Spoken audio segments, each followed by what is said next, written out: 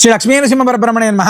మానవ జీవితంలో మనందరం కూడా అనుకుంటుంటాం అష్ట కష్టాలు వచ్చాయి, చాలా ఇబ్బందులు పడుతున్నాం అని అనుకుంటాం. అంటే రుణం కావచ్చు, రోగం కావచ్చు, దారిద్ర్య బాధలు ఏవైతే ఉంటాయో అవన్నీ కూడా ఆ యొక్క 8 రకాలైనటువంటి కష్టాలు తొలగాలి అనేటువంటి సంకల్పంతో అష్టదోష నివారణ హోమాన్ని డిసెంబర్ 19వ తారీఖు మార్గశిర అమావాస్య నాడు పరమ పవిత్రమైనటువంటి భద్రాద్రి దివ్యక్షేత్రంలో కోరికలు తీర్చేటువంటి కల్పవృక్ష నరసింహస్వామి వారి యొక్క దివ్య సన్నిధిలో అత్యంత వైభవోపేతంగా నిర్వహించడం జరుగుతుంది. ప్రాతకాలంలో విశేషమైనటువంటి గోపూజ, అనంతరం స్వామివారికి నవకలశ స్నపన తిరుమంజనం, ఉదయం 8:30 నుంచి కూడా మహాసుదర్శన నారసింహ హోమం, ఆయుష్ హోమం, శ్రీ మహాలక్ష్మి హోమంతో పాటుగా అష్టదోష నివారణ హోమాన్ని నిర్వహించడం జరుగుతుంది. ఎవరైనా మీరు ప్రత్యక్షంగా ఈ యొక్క హోమంలో పాల్గొనడం, అదే విధంగా అమావాస్య నాడు ఇక్కడ మాత్రమే జరిగేటువంటి దృష్టి దోష నివారణ అనేటువంటిది కూడా ప్రత్యేకంగా మనం పాల్గొని ఆ యొక్క దృష్టి దోషానికి సంబంధించినటువంటి పూజా కైంకర్యంలో కూడా మనం పాల్గొనవచ్చు. అవకాశం ఉంటే మనకు ఉండేటువంటి సకల దారిద్ర్య బాధలు, సకల కష్టాలు, అంటే 8 రకాలైనటువంటి కష్టాలు తొలగిపోవడానికి